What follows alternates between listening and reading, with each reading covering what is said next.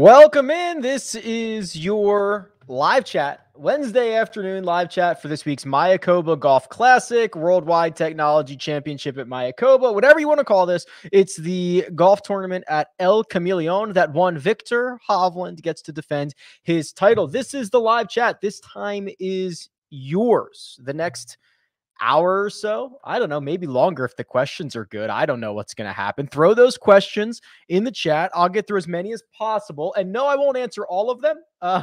Some I'm not going to answer the same question multiple times, or if it's not a good question, I might just end up skipping it. Or if I lose my spot, I just might end up skipping it. What else?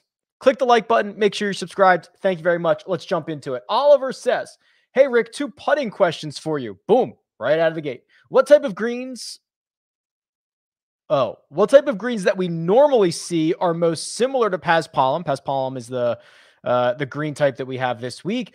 And with Paspalum greens, will they get more bumpy as the day goes on? No, that's POA. POA kind of buds throughout the day.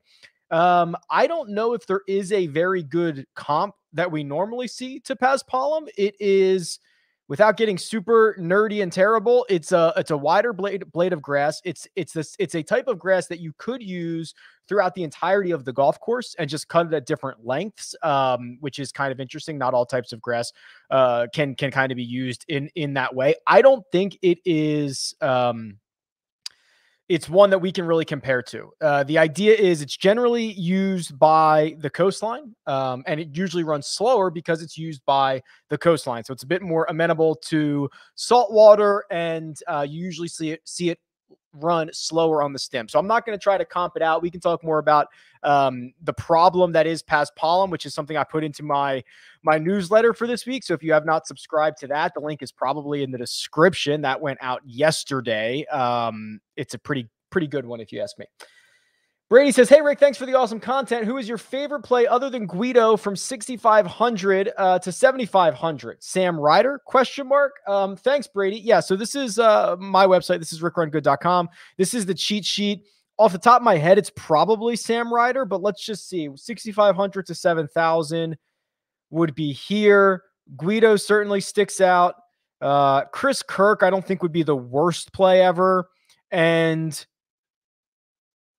yeah, I mean, it's got to be Sam Ryder, right? I mean, if you missed out on some of the things that we've talked about with Sam Ryder this week, he is just a really, really good fantasy scorer, which I know is something we rarely talk about, but it's a fantasy point game. So look, you can see in 1, 2, 3, 4, 5, 6 of his last 8 events, he's gained at least 20 fantasy points on the field. It's a pretty big number. Even when he finishes 51st or 58, he's gaining points on the field because he makes so many birdies. He's able to make so many eagles or birdie streaks or things that help out in that realm as well. Jack, Jack actually won a subscription, I believe. Yeah. Hey, Jack, can you do a deep dive on Bryce Garnett? Also, could you run through a new custom model? Sure. So let's start with Bryce here. Bryce Garnett. This is the golfer profile page. We're actually seeing a little bit of steady improvement from Bryce since the end of 2017. Pretty good steady improvement. Let's see what he's done recently. Missed the cut to Shriners, lost strokes on approach. Has lost strokes on approach in 3 of 5. He's played 3 events this year. He's been very accurate, which is a good sign with his driver. I don't love this, Jack. I don't necessarily hate it. You're going to get an accurate driver who some weeks can gain on approach. Some weeks he can't. He's not a very good putter. There's probably a reason he's priced the way he is. I'm like a 4 out of 10 in excitement level. Andy says, hey, Rick, love the content as always. Thank you. Cashed a 6 of 6 last week. Thanks to your stuff. Can you please do a deep dive on Keegan Bradley for him? I have him in my lineups and it's terrifying, frankly. Thank you, Andy. No problem. Let's look at Keegan. Remember, he was making gains with the putter a couple of weeks ago. Let's see if he's been able to keep that up. Oh, he played the Zozo. We don't have the putting numbers. Oh my gosh. Wouldn't that be nice? Wouldn't it be nice to have the putting numbers for Keegan right now? T7 at the Zozo, gained strokes putting at the Summit Club, and lost strokes on approach. That's a good sign. I actually think before the Zozo Championship, because I remember this stat profile, we were like, oh, Yeah, he'll probably do well at Zozo because there's no way he's going to lose this many strokes on approach again. That's something he hasn't done in a year or more, a year and a half, and he continues to putt relatively well for him. So I think, yes, Andy, it is terrifying, but you're seeing him start to build towards something, aren't you? He's always going to be a good approach player. He hits a lot of fairways. He's very good. He's very good with the driver, even though his 3 events this season don't necessarily show that. But he's usually a very good driver of the golf ball. And if he can fix the putter, I think it's less terrifying than it should be. Chris says, "Hey Rick, hope you're well. You as well, Chris. Is there data anywhere on players who gain strokes or typically play well on Sundays? I'm tired of my team always looking good on Saturday and faltering." Well, Chris, lucky for you, there is. You can do this a couple ways. I'm on the Holy Grail. You can go to strokes gained by round. You can open up the filter. You can sort by round 4, and you can, even if you would like, just focus that on maybe the last 3 seasons. We can sort by strokes gained total, and we can see that the number 1 player with any bit of a sample size is Patrick Reed. Then Terrell Hatton, 22 rounds there. Henrik Norlander, Justin Thomas, Hank Lee Biota, he has 21 rounds. Abraham Ancer, Seamus Power, he has 21 rounds. So yes, there's a lot of different ways that you can do it. The easiest way would be the Holy Grail, strokes gained by round. Click the 4th round, go for any time frame you want. Maybe you want to get real freaky here. This is going to really lower the, what's the field strength this week? It is a 362. So let's say round 4 in strength of field 400 or less. There might be a very small sample size for a lot of guys, but let's see. Oh, look who's number 1, Chris. Viktor Hovland, gaining nearly 2.4 strokes per round in the 4th round in fields where the strength of field is 400 or less. In fact, he's only lost 3 times. Wow. Interesting stuff, Chris. Thanks for popping in. Hey, Rick, thanks for topping off my Jock Market account and all the great content. Oh, we'll talk about Jock Market. Could you take a look at a matchup for me? Shane Lowry versus Billy Horschel. Sure. Let me pull that up. I did not have that page up, but I'm going to go to the head-to-head matchups tool here on rickrungood.com. This is where you can put in any time frame that you want and any 2 golfers against one another and see the likelihood of one winning a 4-round matchup over the other one. Shane Lowry versus Billy Horschel. Now, remember, Horschel is going to score worse in this. So the new version of this tool, it will actually encapsulate the Euro Tour stuff as well. But Billy Horschel, so to answer your question, I have Shane Lowry winning this 65% of the time, 66% of the time.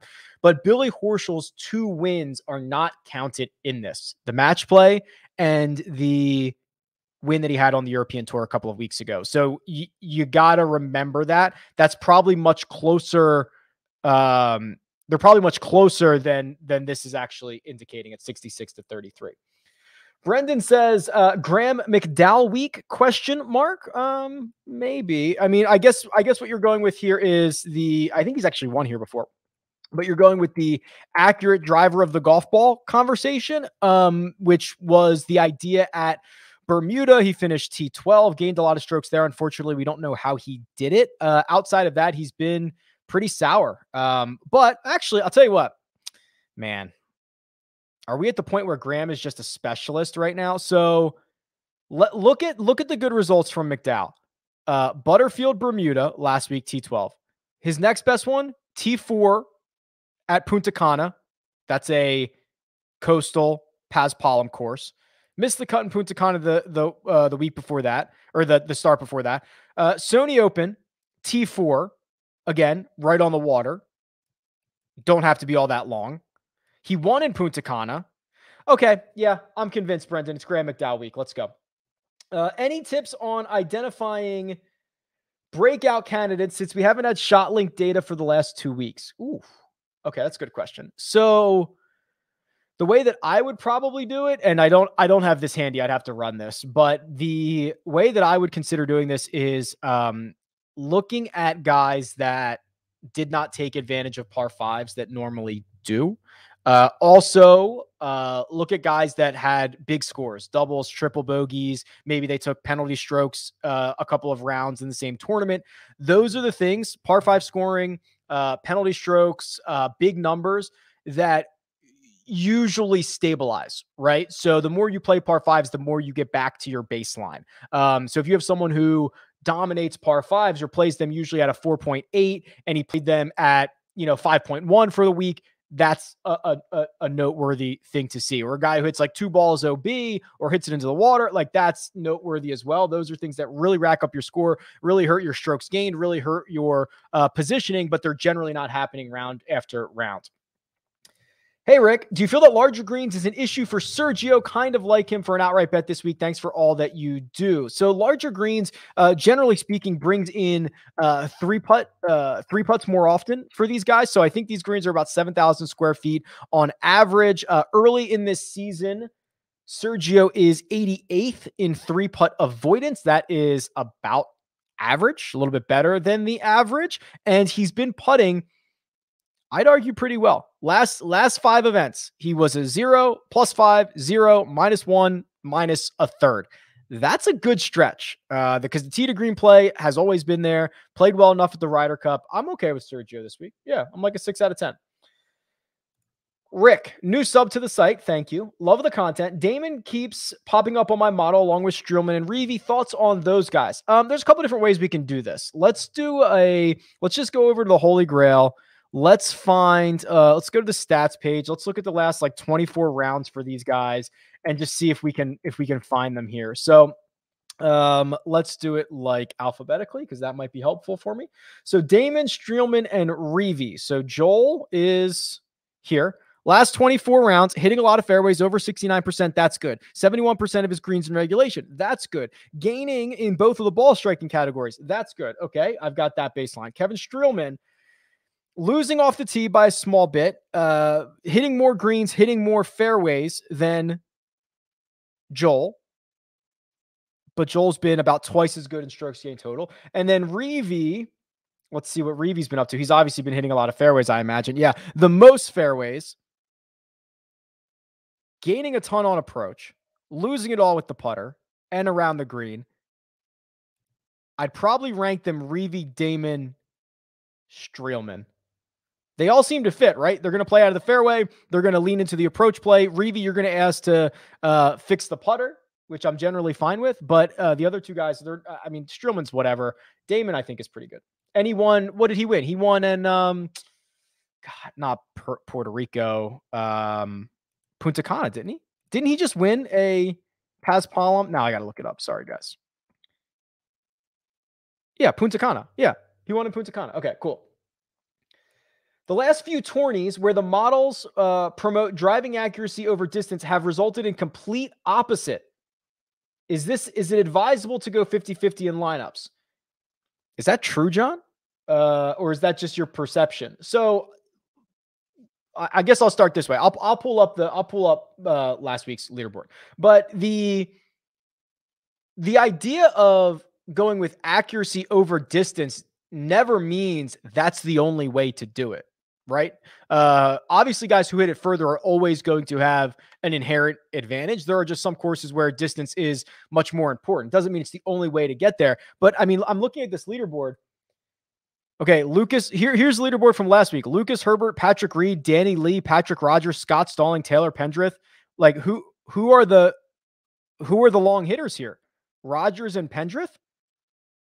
No one's calling Patrick Reed a bomber. No one's calling Danny Lee a bomber. No one's calling Scott Stallings a bomber, or JJ Spawn or Peter Malnati or Seamus Power. I'm a little bit confused by that question, John. I'm not sure our realities are aligning here.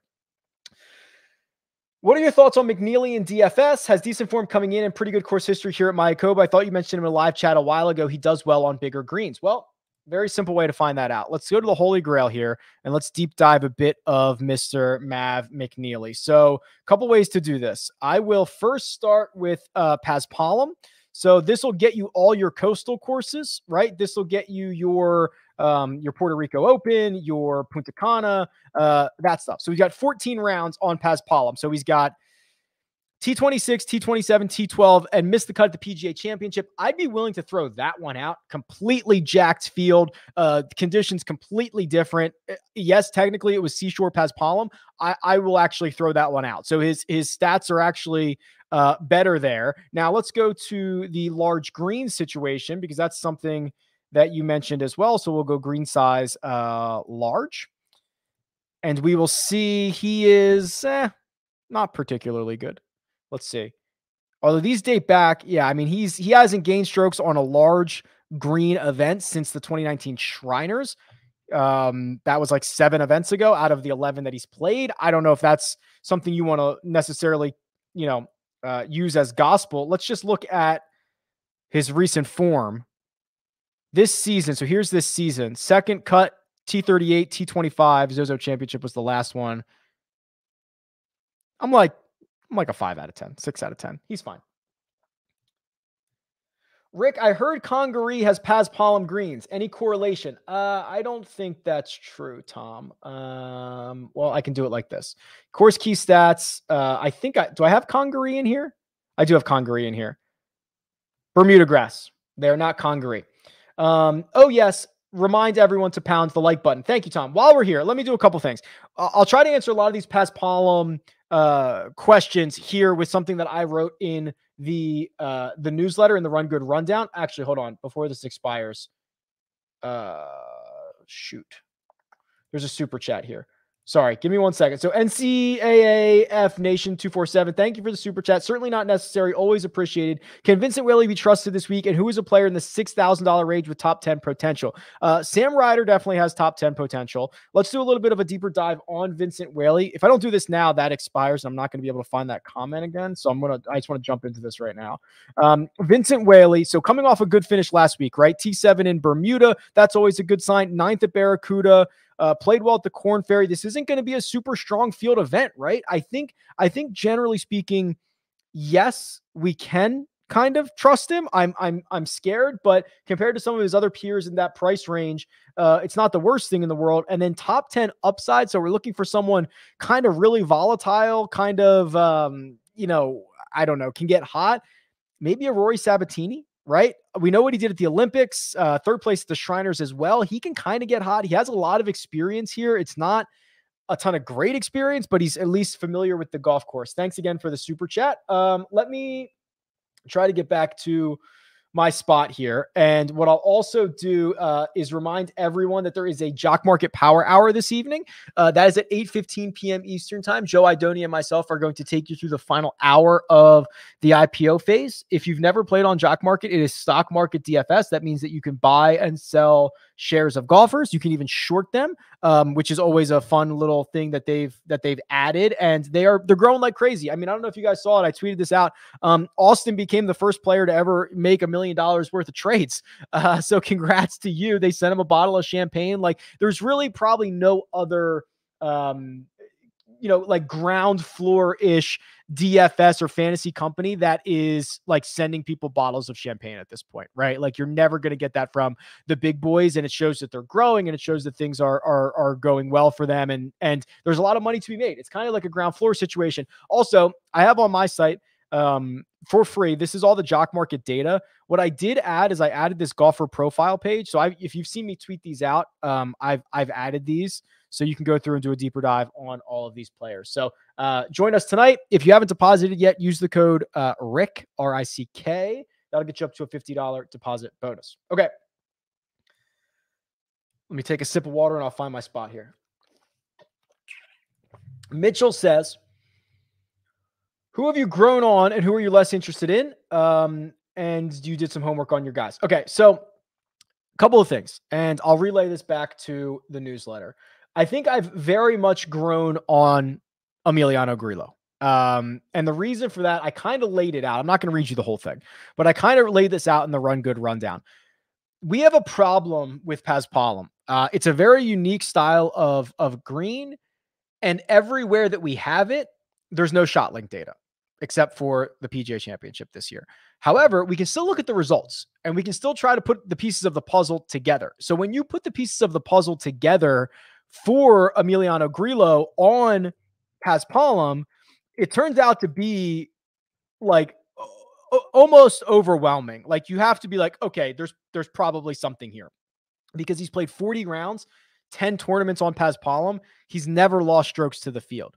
He's never missed a cut. His worst finish is 41st. He's got a 10th, a 9th, a 15th, a 3rd, an 8th, a 6th. Now, we're not going to be able to know if this is all from putting or any of it is from putting, but you have to start making some assumptions here, right? So if we look at this and say, okay, 1, 2, 3, 4, 5, in 6 out of the 10 events that he gained, in 6 out of 10 events on Paspalum, he gained at least 8 strokes to the field.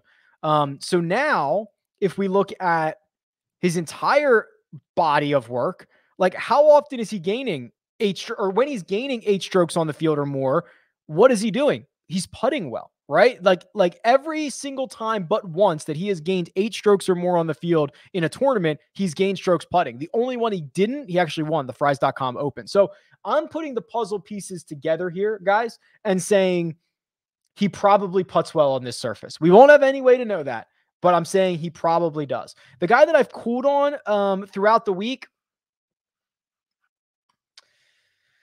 it's a good question. I've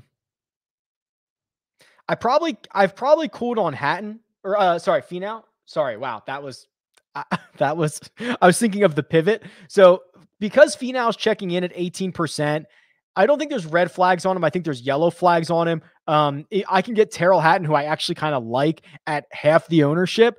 I just think it puts Finau in kind of a weird situation, and that it just probably doesn't need to make his way into my lineups.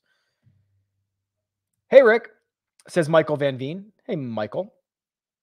Last week, there was a significant T-draw advantage. How is this week shaping up weather-wise? Okay, so here's the 10-day in Playa del Carmen. And let me get your comment out of the way so we can see this. So Thursday morning, looks good. Thursday afternoon, looks good. Friday morning, looks fine. Friday afternoon, yeah. It's like 5 to 10 mile an hour winds. 10 to 30% chance of rain, maybe PM thunderstorms on Friday, but they're showing like less than 1/3 of an inch. I'm not too worried about that. This can change at any moment, but as of right now, there does not appear to be a significant weather draw. Were there any signs that the T2 from Danny Lee was foreshadowed last week? No, I don't believe so. And I'm pretty sure it was like, not only was that not foreshadowed, but like the opposite, right? I mean, I thought he'd been playing horribly coming in. Let's see. Missed the cut, the Fortinet. T20 at the Korn Ferry Finals, cut at the other Korn Ferry Tour. No, I mean, his last top 10 anywhere would have been the API in 2020. Literally the last event before shutdown. No. Is that right?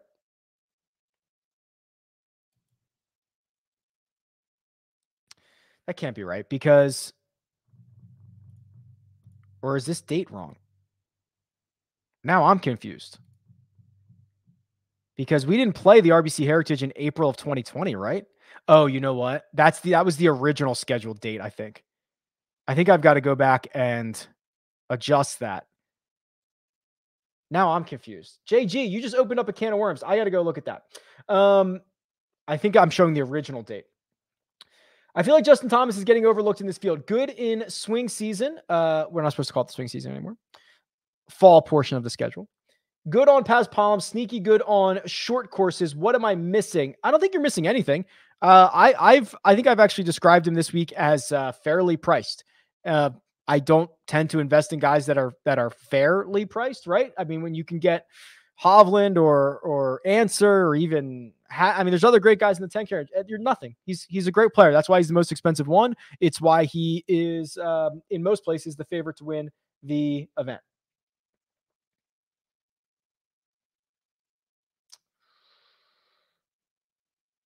A couple of requests for some deep dives here. Shane Lowry. That's kind of an interesting one because I also believe Shane has played more recently on the Euro Tour. So let me pull him up real quick. So here he is based on his PGA Tour stuff. So good news for Shane. continues to be a very good approach player. Him losing strokes on approach at the Summit Club was the first time he lost since the API, which was in March. Now, after that event, so CJ Cup was, or maybe it was in between then. Okay, no. The start before the CJ Cup, 2 weeks before the CJ Cup, he finished 4th at the Alfred Dunhill and a T17 at the BMW PGA Championship. That is a big-time event on the PGA Tour. So I'd actually argue we're seeing good stuff from Shane Lowry, and it's actually been better than this. So I've got no problem with Shane Lowry this week.